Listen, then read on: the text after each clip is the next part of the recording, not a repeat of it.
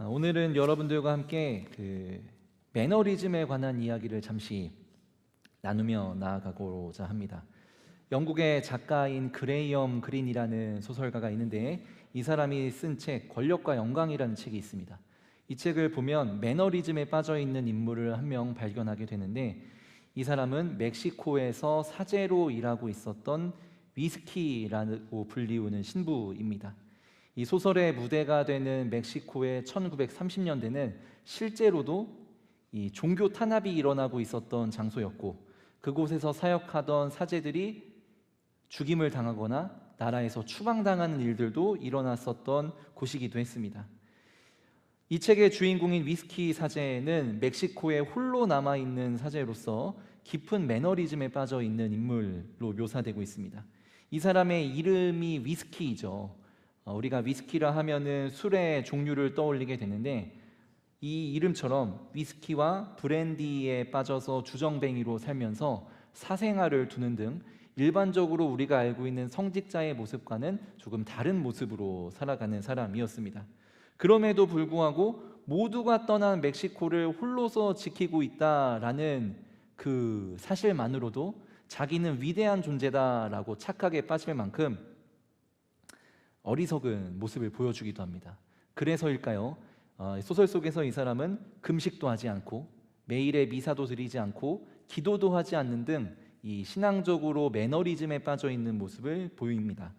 사제직을 더 이상 소명으로 생각하지 않고 있고 그저 의무적으로 무기력하게 수행해야 하는 역할 정도로만 이해하고 있습니다. 그러니까 이 사람에게서 내면의 어떤 뜨거운 영적인 상태를 발견할 수는 없는 모습입니다. 그런데 어느 날 자신의 사생아를 낳아준 마리아라는 여인과의 대화 속에서 이런 말을 듣게 됩니다. 당신은 여기서 이렇게 살다가 죽는 것이 하나님의 뜻이라고 생각하십니까? 라는 이 질문 앞에 어떠한 반성이나 성찰도 하지 않고 매너리즘에 빠져 있었던 인물이었기 때문에 도망치는 장면을 보여주게 됩니다. 그런데 중요한 건 이 매너리즘이라는 것은 우리의 신앙생활에도 찾아온다라는 것입니다. 수년씩 또 많게는 수십 년씩 예배를 드려오시면서 우리는 예배라는 것에 대해서 눈 감고도 할 수 있을 정도로 익숙해져 있습니다. 뭐 예배뿐이겠습니까? 기도도 그렇죠. 구역 모임도 그렇죠. 우리가 섬기는 여러 가지 섬김들도 이제 우리가 너무나 익숙하게 할 수 있는 모습으로 쌓여 있었습니다. 그런데 익숙함이 되려 나를 나태하게 만들어 버리는 것 우리도 경험하고 있지는 않습니까? 오늘 우리가 읽은 본문 속에서도 이 신앙의 매너리즘 속에 빠져 있는 모습의 제자들을 발견하게 됩니다. 그들은 매번 반복되는 사역과 기도 훈련에 지쳐 있는 나머지 모든 목적과 의미와 열정마저 잃어버린 채 오늘 본문 속에서 겟세마네의 기도 속에서 잠들어 있는 모습을 발견하게 됩니다. 이들을 바라보시면서 예수님께서 무엇이라 말씀하실까요? 어쩌면 영적인 매너리즘에 빠져 있는 우리를 바라보시면서도 무엇이라 말씀하실까요? 그리고 우리가 영적인 매너리즘을 극복하기 위해서 무엇이 필요할까요?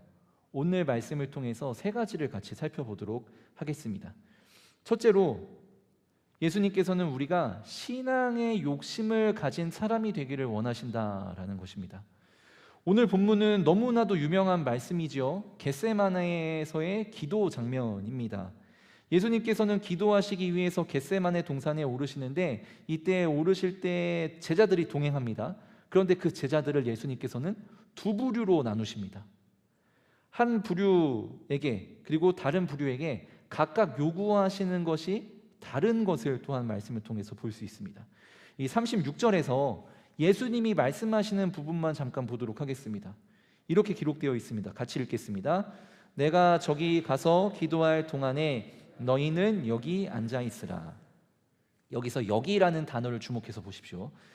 예수님께서는 제자들 중에 한 부류에게는 여기 앉아 있으라 라고 명령하셨습니다. 그리고 나서 세 명의 제자를 따로 부르십니다. 누구죠? 베드로와 세베대의 아들 야고보와 요한이라는 이 세 사람이었습니다. 그리고 그들을 데리고 더 깊은 곳으로 나아가셔서 38절에서 말씀하시는데 어떻게 말씀하시냐면, 성경책을 한번 펴고 보시기를 바랍니다. 여기 머물러 나와 함께 있으라 라고 말씀을 하신다는 것이죠. 36절에도 여기라는 단어가 등장하고요, 38절에도 여기라는 단어가 등장합니다. 그런데 이 장소는요, 각각 다른 장소입니다. 예수님께서는 왜 이 세 명을 따로 더 깊은 곳으로 부르셔서 거기서 예수님께서 부여하신 사명을 감당하게 하셨을까요? 우리가 여기서 의문을 가져야 할 것은 왜 하필 그 세 명이냐, 왜 세 명만 따로 부르셨느냐라는 것입니다. 사실 이 세 명에게는 공통점이 있습니다. 예수님께로 가까이 나아가려는 욕심에 가까운 열심을 부린 사람들이다라는 공통점이 있다라는 것인데요, 베드로의 경우 어떻습니까? 예수님께서 물을 걸어 오시면서 풍랑을 잔잔하게 하셨습니다. 그 모습을 본 이 베드로가 어떻게 행동하지요? 자기도 예수님께로 가까이 가고 싶어서 물 위를 걸어갈 수 있게 해달라고 요청을 합니다. 세베대의 아들 야고보와 요한은 어떻습니까? 이 두 사람은 예수님의 나라가 이 땅 가운데 임할 때에 하나는 좌편에 그리고 하나는 우편에 앉아있게 해달라, 예수님의 가까이에 있고 싶다라고 요청했었던 이 욕심에 가까운 열심을 부린 사람들이었습니다. 이들이 표현했었던 이 열심은 사실상은 어떤 면에서의 욕심에 가깝지요. 그러나 중요한 것은 예수님께서는 그들이 내고 있었던 어떤 이러한 신앙적인 열심 속에서 예수님을 향한, 예수님께 가까이 나아가고자 하는 열정을 발견하셨던 것이 아닐까 싶습니다. 그리하여서 그랬기 때문에 그들을 예수님께로 더 가까운 곳에 부르셔서 여기 머물러 나와 함께 깨어 있으라 라는 이 거룩한 사명을 부여하셨던 것이 아니었을까 생각을 해보게 됩니다. 최근에 화제가 되고 있는 선수가 있습니다. 축구 선수이고요, 최근 10년간 헌신한 팀을 떠나서 미국으로의 이적을 선택했었던 이 손흥민 선수입니다. 이 손흥민 선수가 쓴 그 책이 있는데, 축구를 하며 생각한 것들이라는 책이 있습니다. 제가 또 축구에도 관심이 있고 손흥민 선수, 나의 30대 그리고 40대 초까지의 시간을 함께 했었던 손흥민 선수에 대한 애착이 커서 저도 이 책을 다시 한번 보게 되었는데, 여기에 아주 인상적인 말이 있습니다. 사실 이 선수가 월드 클래스의 반열에 오르기 위해서 얼마나 고된 훈련들을 참아내고 노력해 왔겠습니까? 그의 단점을 보완하고 장점을 극대화하기 위해서 이 사람이 얼마나 고된 훈련을 했을까요? 그런데 그 훈련을 표현하고 있는 그 문장 중에 이런 글귀가 있습니다. 어제 값을 치른 대가를 오늘 받고 내일 받을 대가를 위해서 오늘 먼저 값을 치릅니다. 저에겐 후불이란 없습니다 라는 말을 했다고 합니다. 사랑하는 연동의 성도 여러분, 예수님께로 더욱더 가까이 나아가는 것, 이것도 마찬가지 아닐까요? 예수께로 더욱더 가까이 나아가는 것은 결코 공짜로 얻을 수 없는 문제입니다. 어제 값을 치른 대가를 오늘 받는 것이고 내일 받을 대가를 위하여서 오늘 값을 치러야만 하는 것입니다. 예수님께로 더욱더 가까이 나아가기 위해서는 우리가 오늘 나의 삶의 자리에서 분명하게 내야 할 신앙적 열심이 필요하다라는 것입니다. 우리에게는 그러한 신앙적 욕심이 자리 잡고 있습니까? 예수께로 더욱더 가까이 나아가기 위해서 오늘 이 자리에서 주님을 더욱 사랑해야 하고, 오늘 이 자리에서 한 번 더 기도해야 하고, 한 번 더 예배의 자리를 사모해야 합니다. 오늘 한 번 더 나에게 다가오는 유혹들을 이겨내고 물리칠 수 있어야만 우리는 예수께로 더욱더 가까이 나아갈 수 있는 것입니다. 우리는 한 번 더 회개해야 합니다. 한 번 더 주님을 사랑해야 하고, 한 번 더 주의 십자가 바라보아야 합니다. 이것이 오늘 우리가 감당해야 할 일들입니다. 사랑하는 연동의 성도 여러분, 믿음의 결단을요, 내일로 미루지 마십시오. 오늘까지는 충분히 즐기고 내일부터 회개하자라는 이 믿음의 안일함을 우리는 떨쳐버려야 합니다.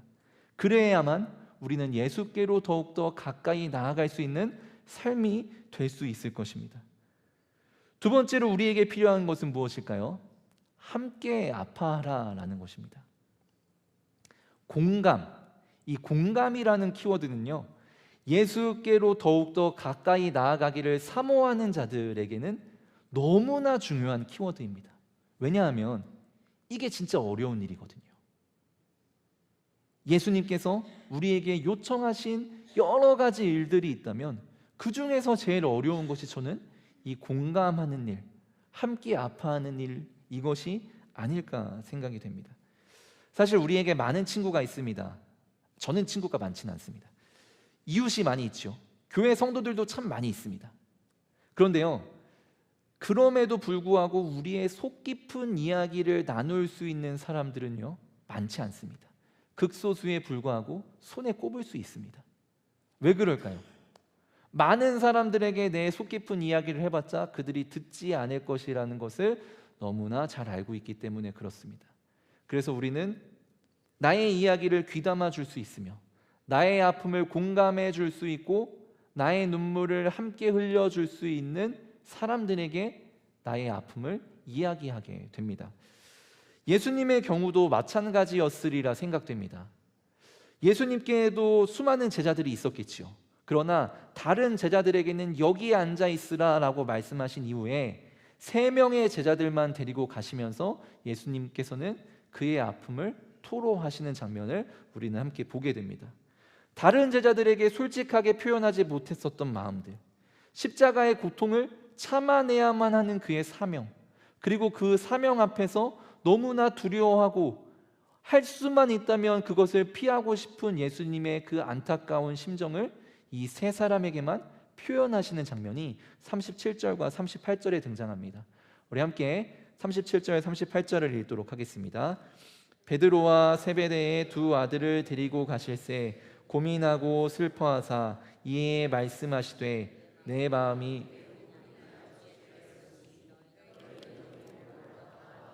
깨어있으라 하시고. 아멘.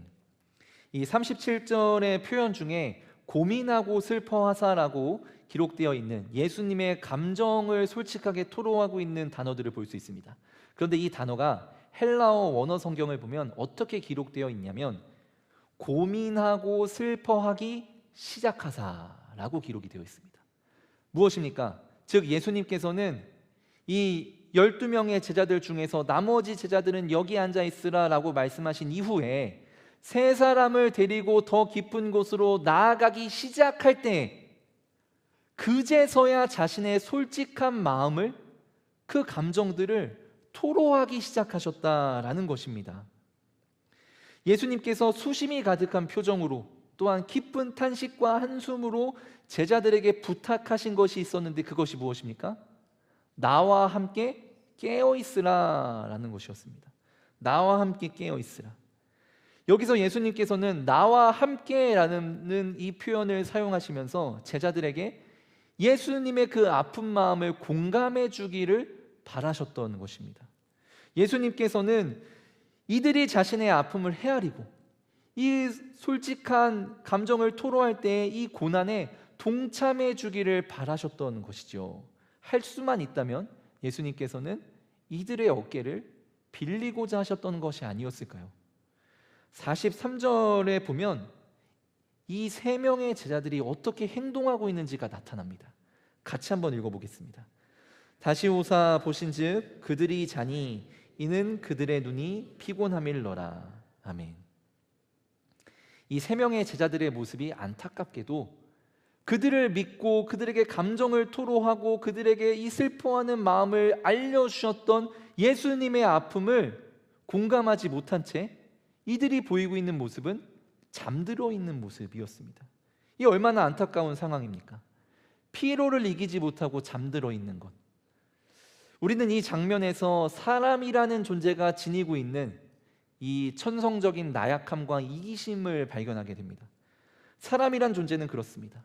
옆에서 누군가가 고통당하고 있고 눈물 흘리고 있고 슬퍼하고 있을지라도 지금 당장 내가 느끼고 있는 나의 삶의 문제가 크게 다가오는 법입니다. 다른 이들의 고통보다 내가 지금 당장 느끼고 있는 피로감, 나의 문제가 우선시 되어서 이것을 먼저 해결하려고 아등바등하는 것이 인간의 모습이라 할 수 있겠습니다. 그리고 부끄럽지만 저 역시도 마찬가지입니다.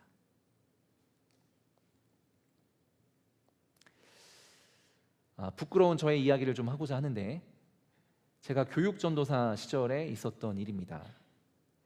제가 이제 청소년부 교역자로 부임하게 되면서 이전에 사역하시던 전도사님에게 학생들의 상황에 대해서 전달을 받았습니다.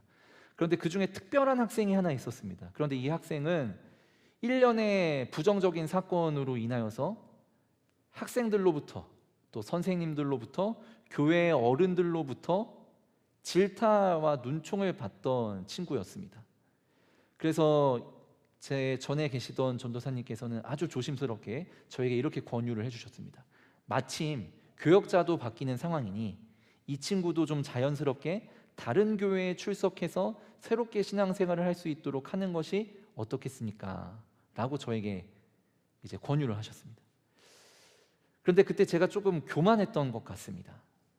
저는 제가 그 친구를 잘 품어줄 수 있을 것만 같았고 신앙적으로 바르게 지도해 줄 수 있으리라 생각을 했습니다. 그리고 제가 교회 분위기를 잘 다독이고 이끌어가면서 이 친구를 품어줄 수 있는 교회의 따스한 분위기를 경험시켜 줄 수 있으리라 생각을 했습니다. 그런데 이게 저의 착오였고 실수였습니다. 예수님의 마음으로 제가 그 친구와 함께 하겠다고 약속도 했었는데 당장 저의 학업과 사역과 또 해야 할 일들이 그것만 있는 게 아니지 않습니까? 또한 개인적인 일들을 처리하느라 이 친구의 문제를 등한시하게 되었습니다. 그 친구의 아픈 마음을 잘 돌봐주지 못하게 되었습니다. 마치 오늘 본문 속에서 이 세 제자들이 예수님의 아픔을 공감하지 못하고 있는 모습과 같이 말이죠. 만약에 누군가께서 저에게 지금껏 사역하면서, 제가 이제 올해까지 세어보니까 지금 18년을 사역을 했더라고요. 가장 아팠던 순간을 꼽으라고 한다면, 가장 후회되는 순간을 꼽으라고 한다면 저는 그때 그 친구를 한 번 더 위로해 주지 못했던 것, 그 시절을 이야기하게 될 것 같습니다. 사랑하는 연동의 성도 여러분, 누군가의 아픔을 공감하는 것은 참으로 어려운 일입니다. 예수님께서 우리에게 부여하신 여러 가지 사명 중에서 정말이지 우리가 달성하기 어려운 일일지도 모릅니다. 그러나 예수님께서는 우리가 지금 예수님의 마음을 깨닫기를 원하고 계십니다. 우리가 깨달아야 할 예수님의 마음, 그 마음이 무엇이겠습니까? 바로 한 영혼을 천하보다 귀하게 여기시는 마음입니다. 예수님께서는 지극히 작은 자에게 한 것이 곧 내게 한 것이다 라고 말씀하셨습니다. 그렇기 때문에 아픔과 눈물과 갈등의 상황 가운데 있는 성도들에게 다가가는 것, 그러한 친구들에게 다가가는 것, 이웃에게 다가가는 것, 가족에게 다가가는 것이야말로 예수님께로 더욱더 가까이 다가가는 것과 같다고 할 수 있겠습니다. 그들에게 다가가서 우리가 전해야 할 예수님의 마음은 무엇입니까? 예수님의 마음, 내가 너를 사랑한다, 내가 너를 용서한다, 내가 너를 응원한다, 내가 너를 지키고 보호하겠다, 내가 너를 치유하겠다, 내가 너를 돕겠다라는 이 예수님의 마음을 전달하는 것이야말로 예수님께 가까이 나아가길 원하는 자들이 감당해야 할 사명 아니겠습니까?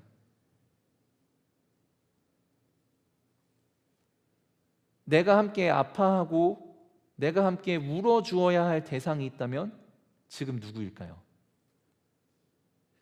간절히 바라옵기는 우리 연동의 성도님들께서는 저와 같은 실수를 하지 않으시기를 권면드립니다.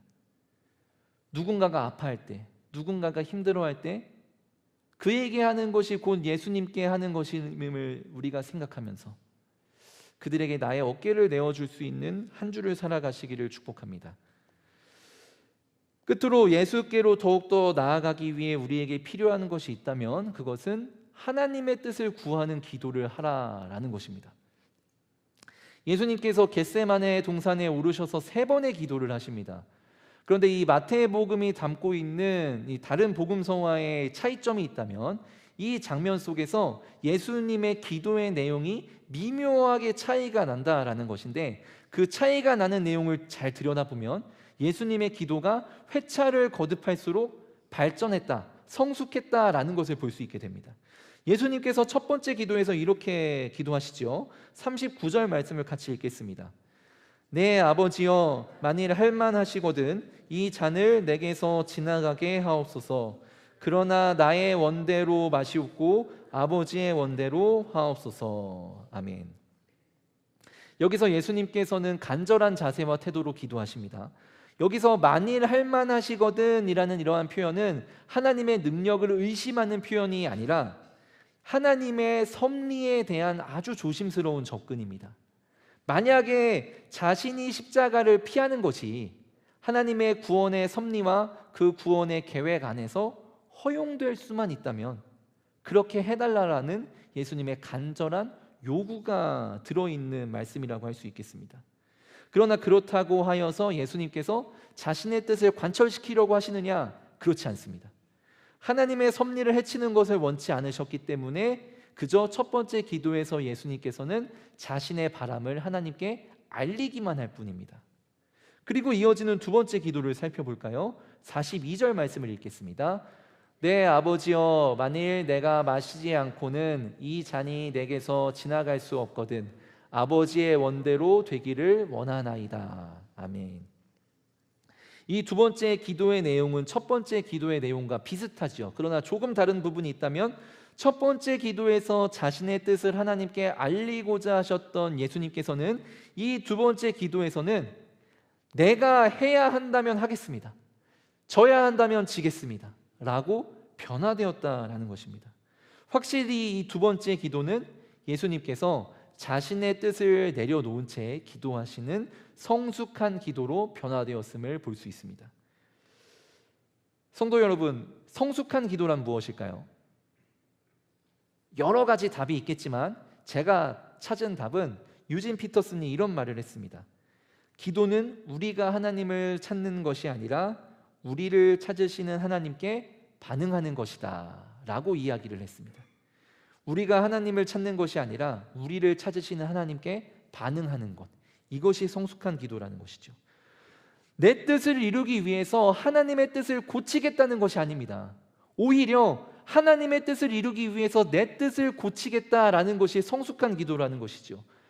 내가 하나님을 설득하는 과정이 기도가 아니라 내가 하나님께 설득당하는 과정이 성숙한 기도라는 것입니다. 그리고 이어지는 세 번째 기도에서는 기도의 내용조차 언급되지 않습니다. 44절을 보면 그저 같은 말씀으로 기도하신 후에 라고 언급될 뿐입니다. 이는 마치 이와 같지요. 한 권의 책을 3번 정도 읽으면 어떻습니까? 이미 내용을 다 알고 있기 때문에 우리가 빠르게 읽을 수 있습니다. 속독을 할 수 있죠.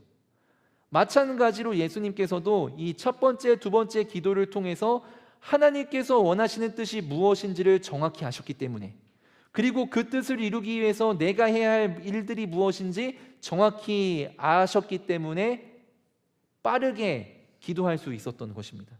자신의 뜻을 힘들이지 않고 쉽게 내려놓을 수 있었던 것입니다. 그리고 이제 예수님께서는 자신의 뜻을 온전히 내려놓은 채 하나님의 뜻을 바라보는 기도로 변화되었음을 발견하게 됩니다. 한 아이가 아빠와 놀고 있었습니다. 아이는 인형 놀이를 하고 싶었고 아빠는 이 아이를 자전거에 태워주고서 자전거 놀이터에서 놀고 싶었다고 합니다. 그런데 의견이 합치가 되지 않자 합의를 하기 위해서 이렇게 제안을 합니다. 주사위를 던져서 더 높은 숫자가 나오는 사람의 말대로 따르자. 그래서 아이가 주사위를 던지기 전에 아버지가 먼저 주사위를 던집니다. 숫자가 몇이 나왔을까요? 5가 나왔습니다. 아이의 얼굴이 심각해지죠. 시무룩해지죠. 왜냐하면 자기의 뜻대로 하기 위해서는 숫자 6이 나와야 하기 때문에 그렇습니다. 수차례 주사위를 던집니다. 그러나 6이 쉽게 나옵니까? 잘 안 나오죠. 그래서 아이가 낙심하고 있다가 갑자기 뭔가 좋은 생각이 났다 하더니 아버지 보고 눈을 감으라고 합니다. 그리고 주사위를 던집니다. 아무런 숫자가 나오죠.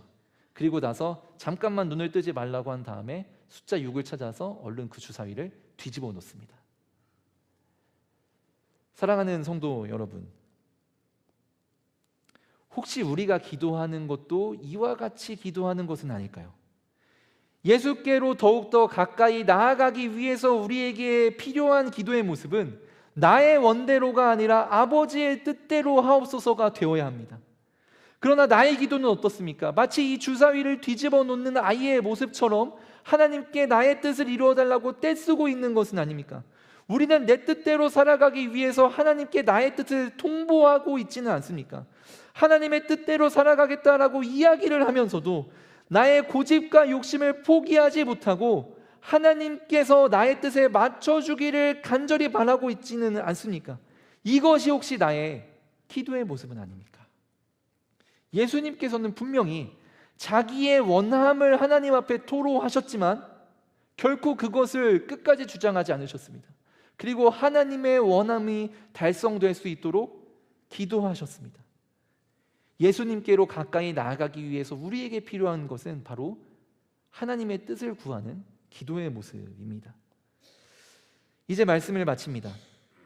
제가 서두에 말씀드렸던 소설 이 권력과 영광이라는 책의 결말이 이렇습니다. 안타깝게도 이 위스키 사제는 신앙에 반복되는 매너리즘을 극복하지는 못합니다. 여전히 그 속에서 헤매고 있고 여전히 나약하며 여전히 연약한 모습을 보입니다. 그러나 마지막 순간에 그는 경찰에게 잡힐 것을 알면서도, 그렇게 그가 순교당할 것을 알면서도 기도해 주기 위해서 나아갔다가 결국 순교당하게 됩니다. 그런데 책이 거기서 끝나지 않아요. 그가 순교당함으로써 멕시코의 모든 신부가 사라지게 되었을 때에 또 다른 신부가 나오는 장면이 이어지게 됩니다. 이 소설이 두 가지를 보여주고 있죠. 첫째로는 하나님께서는 완벽한 사람을 사용하시는 것이 아니라 매너리즘에 빠져서 타락하고 도태되어 있는 사람이라 할지라도 하나님께서 그 사람을 사용하기를 원하신다라는 것과, 또한 누군가는 그 사명을 이어가야 한다라는 것을 이야기해 주고 있습니다. 사랑하는 연동의 성도 여러분, 하나님께서는 영적 매너리즘에 빠져 죄악 가운데 헤매이고 연약하고 나약하고 반복되는 신앙의 생활 속에서 의미를 발견하고 있지 못하는 나일지라도 사용하기를 원하십니다. 그렇기에 우리는 소설 속 주인공이 그러했듯 흔들리더라도, 연약하더라도, 넘어지더라도, 주저앉더라도, 실망시키더라도 다시 한번 소명을 향해서 나아가야 합니다. 예수께로 더욱더 가까이 나아갈 수 있는 그러한 삶을 살아가시는 저와 여러분이 되기를 주님의 이름으로 축복합니다. 우리 함께 찬양하며 나아가도록 할 텐데요, 주께 가까이라는 찬양입니다. 이 찬양의 가사의 고백을 우리의 믿음의 고백으로 삼아서 예수께로 더욱더 가까이 나아가기를 갈망하는 그 목마름이 우리 안에 있기를 소망하며 우리 함께 이 찬양을 믿음으로 고백하겠습니다.